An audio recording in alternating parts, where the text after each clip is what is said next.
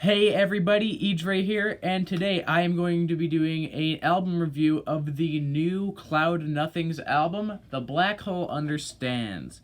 A little bit of background here. I have been familiar with Cloud Nothings for quite a while now. I think I've mentioned before on this channel that the band Waves was kind of a band that I've always been aware of. I've always liked quite a bit. So I was aware of the No Life for Me collaborative album with Cloud Nothings. That is an album that I think is full of really strong songs and is overall a really solid project. I think both Waves and Cloud Nothings styles really did blend together perfectly on that project, with Come Down, I think, being one of the greatest songs of the decade. Overall, really solid album, and I would get around to later listening to some of Cloud Nothing's other material, stuff that I, for the most part, quite enjoyed the sound. I wouldn't say every single project hit me that hard, or I think even was the greatest, but the overall sound and style of the band was something I quite liked. But as of late, a lot of my favorite bands from this more kind of indie, punky, sometimes a little surfy sound from the early 2010s haven't really been doing their best as of late. I mean, Waves hasn't really put out anything since 2017, and Cloud Nothings did put out an album in 2018, but it was an album that I didn't find to be that interesting overall, at least compared to some other material. So for the most part, I wasn't really sure going into this what I was going to get. This album, The Black Hole Understands, is definitely exclusive, I believe, exclusive to Bandcamp. This is sort of like a partnership thing they're doing while on quarantine, and while on quarantine, this is kind of a lot of the time that I feel this album was put together, and that is both good and bad. Yes, that adds a unique value to the album. It will be remembered as being sort of a COVID-19 coronavirus quarantine album. But it also hurts it every now and then because there is a very lo-fi production on this album. And now, yes, Cloud Nothings has always been a pretty raw, straightforward band with no bells and whistles. It's been pretty straightforward, kind of following that whole punk energy of just being raw. There is not too much overproduction on here, but I will say that the low production value does actually unfortunately hurt a few tracks on here, to the point where the vocals are a bit harder to hear, the drums are a bit, everything is not balanced right, and that I can't blame them for that necessarily. That is sort of a sound that they like to go for, but I don't think it's executed the best on this project compared to some of their other projects, which I think executed this more raw sound much more fluidly. And this album opens up with Story That I Live. It is a solid opener. It kind of sets the mood for this album, and it is pretty, I don't want to say formulaic, but it pretty much does follow through with what you expect from Cloud Nothings. And once again, I do think that production value does hit this song a bit too much here, and I think it does hurt the quality just a slight bit. Now, you see, though, there is a few highlights on here. Overall, the sound does remain pretty consistent throughout. It does contain a very indie, pop-punk, but kind of surfy vibe throughout this album. That's nothing too surprising if you know anything about Cloud Nothing. So, I actually do give the band some credit here, and some extra points, for managing to maintain a very solid, cohesive sound throughout, with keeping it pretty interesting. It's not the sound. I don't ever really get bored of this style or sound throughout this album. They do kind of keep it interesting, which I do like. Sound of Everyone. That is a song I think is a highlight on here.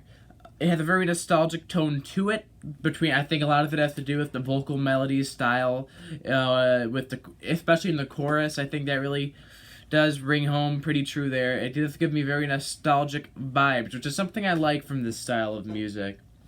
And also, Tall Gray Structure is a pretty solid instrumental, at least for the most part. I think that the more raw, aggressive kind of instrumentally stuff going on here is executed very well. I do give Cloud Nothing some props there. Really solid track. I was not really expecting this song to really stick out too much to me.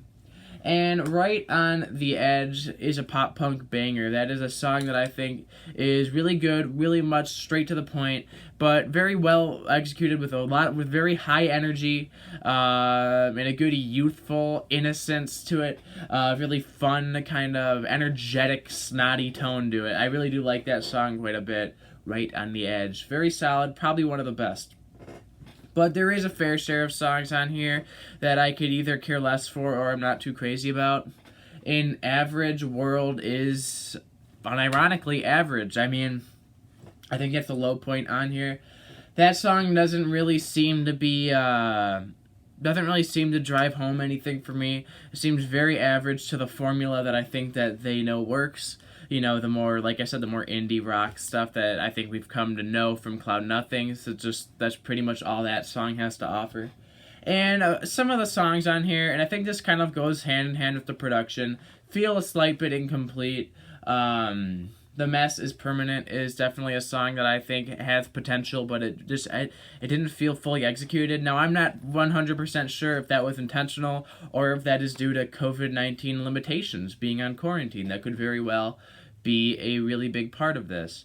But needless to say, this trend does pop up, unfortunately, quite a bit on this album. It does feel a bit incomplete. And my final point that I do want to make before I give the rating here is that since this was exclusively made for Bandcamp and has so far not appeared on any major streaming services outside of people uploading it on YouTube, it is very likely that there was a lot less effort put into the production of this album and that it was meant to be a bit more stripped back, a bit more raw, because usually their stuff on the more major platforms like Spotify, Apple Music, etc. does have at least a bit more polishing to it, so this is kind of an interesting step in a weird direction, but either way, I have been able to come to a pretty solid conclusion on this song, and I do think that for the most part, Cloud Nothings do play to their strengths here, and they don't really disappoint, but I will say that there isn't much more given here that, you know, is new or revolutionary or that makes this album really stand out against all their other albums. So, unfortunately, I do think this is a strong 6 out of 10. Now, those who know my reviews do know a 6 is a positive review. Considering everything above a 5 is good and below is bad, a 6 is above average. So I did find enjoyment in this album. However, like I said, with some of the flaws from the production, to just some of these songs feeling a bit more rushed and incomplete, maybe due to quarantine and all, and I think because of its association with Bandcamp instead of the big platforms. Unfortunately, I do think that drags this album down a bit. But Cloud Nothings does continue to build upon their sound that I like, so not too much negative to say here. That's about it for now. Cloud Nothings, the black hole understands.